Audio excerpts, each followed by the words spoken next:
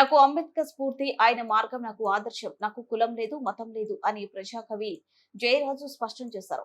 భారత రాజ్యాంగ నిర్మాత, ప్రపంచ మేధావి డాక్టర్ బిఆర్ అంబేద్కర్ వర్ధంతి సందర్భంగా ఆయనను స్మరించుకుంటూ రాజ్యాధికారం, మహిళ రిజర్వేషన్లు, బహుజన మహిళల కర్తవ్యాలు అనే అంశంపై వీరనారిమణులు ఆశయ సాధన సమితి ఖమ్మం జిల్లా కమిటీ ఆధ్వర్యంలో ఖమ్మంలోని భక్త రామదాసు కళాక్షేత్రంలో జరిగిన సభకు ముఖ్య అతిథిగా విచ్చేసిన ప్రజాకవి, ప్రకృతి ప్రేమికుడు జయరాజ్ ముఖ్య అతిథిగా పాల్గొని ప్రసంగించారు. ఈ సందర్భంగా ఆయన మాట్లాడుతూ, ప్రపంచ మేధావి డాక్టర్ బిఆర్ అంబేద్కర్ లేకపోతే, ఆయన తెచ్చిన రాజ్యాంగం అమల్లోకి రాకపోతే మరింత దుర్భర పరిస్థితుల్లో దేశంలోనే బహుజనులు ఇబ్బందులు పడేవారని అన్నారు.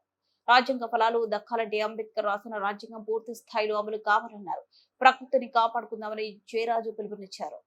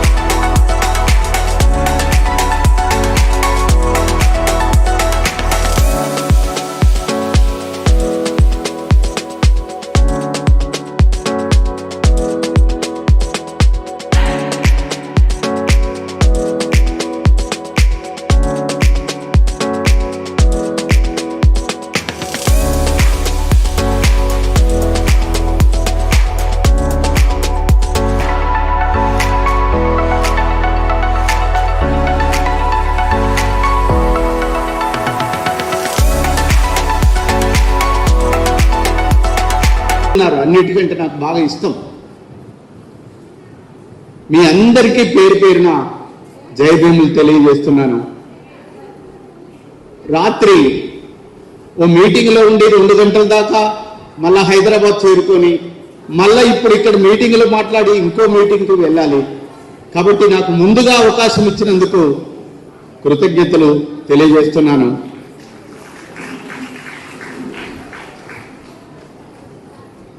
మహిళలు ఈ దేశంలో చాలా మంది చదువుకున్నారు. మనకంటే ముందు చదువుకున్న వాళ్ళు చాలా మంది ఉన్నారు. వాళ్ళు ఏం చేశారంటే, బాగా చదువుకున్న తర్వాత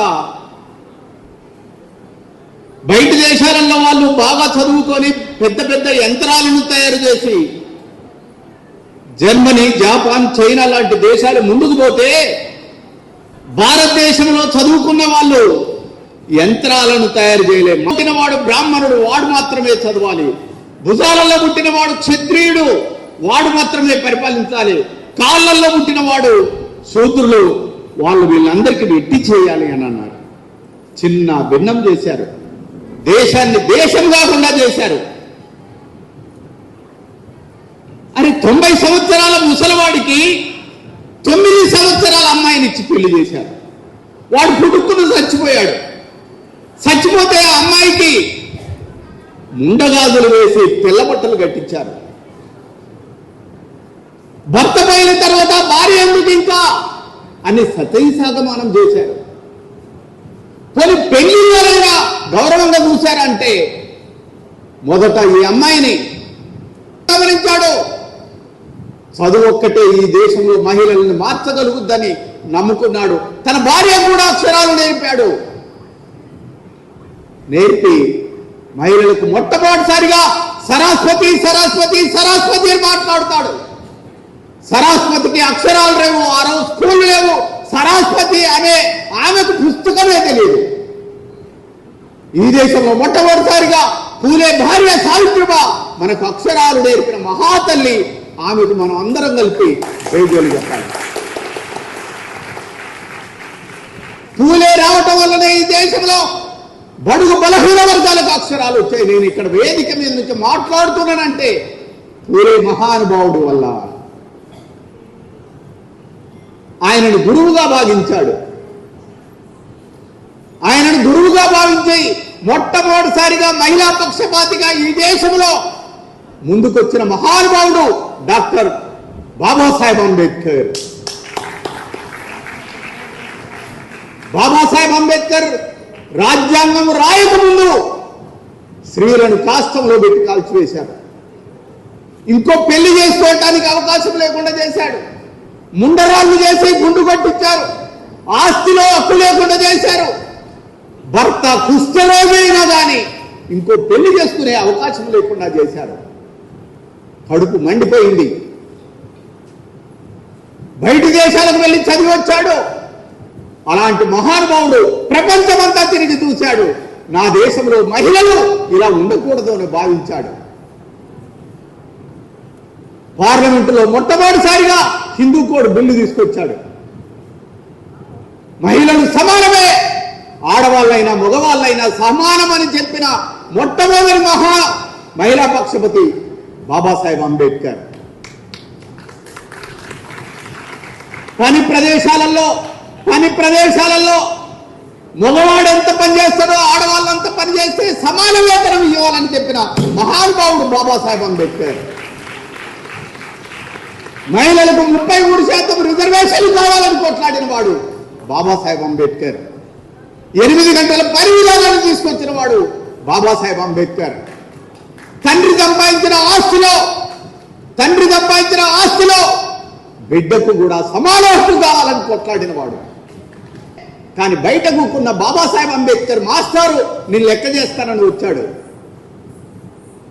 బోర్డు కాడికి పోవటమే, క్లాస్ రూమ్ లో ఉన్న వాళ్ళందరూ కూడా ఆయన లెక్క చేయడానికి వీల్లేదు, ఆయన అంటగారు వాడన్నాడు. అరే, వాడు నీలాగా చదువుకుంటున్నాడు, చెయ్యని ఏంటంటే ఆ బ్లాక్ బోర్డు వెనకాల మా టిఫిన్ బాక్సులు ఉన్నవి మైలబడతాయి అని చెప్పారు. ఆ మాస్టారు ఆ బాక్సుల్ని పక్కన పెట్టించి బాబాసాహెబ్ అంబేద్కర్ తోటి లెక్క చేయించాడు. బాబాసాహెబ్ అంబేద్కర్ ఎంత గొప్పవాడంటే కేవలం లెక్క చేసే అవకాశం ఇచ్చినందుకు ఆయన మాస్టర్ పేరైన అంబేద్కర్ పేరుని తన పేరుగా పెట్టుకొని ఈ దేశంలో ప్రచారంలోకి వచ్చాడు. బాబాసాహెబ్ అంబేద్కర్ ఎప్పుడు చెప్తా ఉండేవాడు, నెంబర్ 1 క్రమశిక్షణ చాలా ఇంపార్టెంట్, నెంబర్ 2 కృతజ్ఞత చాలా ఇంపార్టెంట్. అంత గొప్ప మేధావి. ఆయన బాంబే కోర్టులో వాదిస్తున్నాడు. స్వాతంత్ర సమరయోధుడు. రౌండ్ టేబుల్ సమావేశంలో మొట్టమొదటిసారిగా స్వాతంత్రం నా జన్మహక్కు అని మాట్లాడిన మహానుభావుడు ఆయన. బాంబే కోర్టులో వాదిస్తున్నాడు. 47 మందికి ఉరి శిక్ష పడ్డది స్వాతంత్ర సమరయోధులకు. వాదోపవాదాలు జరుగుతున్నాయి. గుమస్తా వచ్చి ఒక తెల్లని స్లిప్ చేతికిచ్చాడు, చూసుకున్నాడు, జేబులో పెట్టుకున్నాడు. ఆర్గ్యుమెంట్ జరుగుతుంది. 5 గంటలైంది. అప్పుడు జడ్జి గారు అడిగాడు, అంబేద్కర్ నీకు స్లిప్ పంపాము కదా, చూసుకున్నావా? చూసుకున్నాను సార్. ఏమున్నది దాంట్లో? చూసుకున్నాను సార్. మరి ఎందుకు వెళ్ళలేదు అని అంటే ఆ తెల్ల కాగితంలో తన భార్య చనిపోయినట్టుగా ఉంది. ఎందుకు వెళ్ళలేదంటే నా భార్య ఎలాగూ చనిపోయింది, కానీ నేను కేసు వాదించకుంటే 47 మంది స్వాతంత్ర యోధులకు శిక్ష పడుతుంది, అందుకనే నేను ఈ కోర్టులో కేసు కోసం నిలబడ్డామని మాట్లాడాడు. బాబాసాహెబ్ అంబేద్కర్ కులం పునాదుల మీద ఏ జాతిని నీతిని నిలబెట్టలేరు, కులం అనేది ఒక మానసిక రోగం అని చెప్పాడు. ఈ దేశంలో ఉన్న అన్ని పొల్యూషన్ల కంటే చెడ్డ పొల్యూషన్ ఏదైనా ఉందంటే అది క్యాస్ట్, దాని అమ్మ. ఎయిడ్స్ కంటే ప్రమాదకరమైంది అది. బాబాసాహెబ్ అంబేద్కర్ కులం పునాదుల మీద ఒక జాతిని నీతిని నిర్మించలేరు అని చెప్తే ఒకడు మాల సంఘం పెడతాడు, ఒకడు మాదిగ సంఘం పెడతాడు. ఎంత దౌర్భాగ్యమైన పరిస్థితి ఈ దేశానికి వచ్చింది.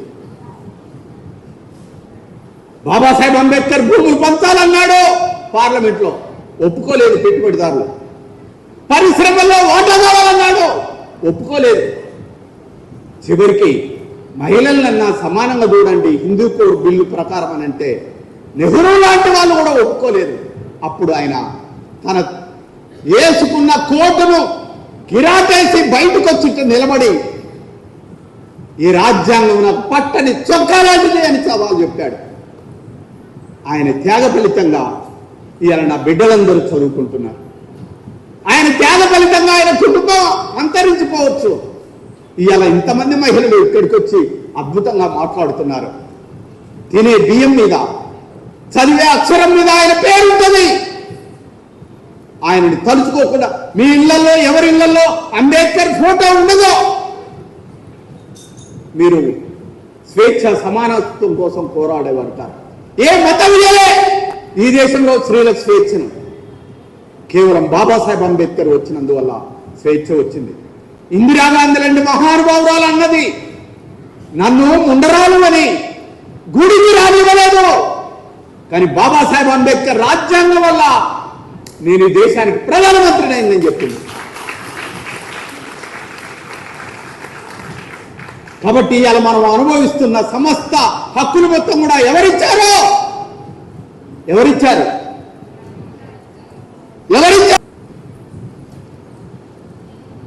బాటిల్ యాసిడ్ ఇది. దీంట్లో ప్లాస్టిక్ అణువులు ఉండటం వల్ల ప్లాస్టిక్ మన బ్లడ్ లోకి పోయి మనకు క్యాన్సర్ వస్తుంది. పోనీ మనం తాగిన తర్వాత ఏ దేశమైనా కానీ తాగే కాడ, తినే కాడ, నడిసే కాడ జాగ్రత్తగా ఉండాలి కదా. ఎంత దరిద్రం దేశం ఇది. ఈ బాటిల్ తాగిన తర్వాత ఆడ పడేస్తే అది ఎడిపోతే మురికి కాలువలు పడుతుంది. ఆ నుంచి ఎడిపోద్ది నదుల్లో పోద్ది, ఆ నుంచి ఎడిపోద్ది సముద్రంలో పోద్ది. సముద్రంలో పోయిన తర్వాత జలచరాలు మొత్తం కూడా చచ్చిపోతున్నాయి. పోనీ తాగే కాడ మనం జాగ్రత్తగా ఉండట్లేదు. పోనీ తినే కాడ ఉంటామా? ఇంత తినే కాడ, అన్నం తినే కాడ తెల్ల పచ్చని పేపర్ ఉంటుంది. ఆ పేపర్లో వేడి అన్నం వేయంగానే కింద పేపర్ ఉంటుంది, దాని మీద ప్లాస్టిక్ కవర్ ఉంటుంది. ఆ ప్లాస్టిక్ కరిగి వేడికి నీ కడుపులోకి పోయి నీకు ఇమ్మీడియట్లీ క్యాన్సర్ వస్తుంది. ఇవాళ దేశంలో క్యాన్సర్ ప్రధానంగా పెరగడానికి, మహిళల్లో ఎక్కువగా క్యాన్సర్ రావడానికి ప్రధానమైన కారణం ప్లాస్టిక్.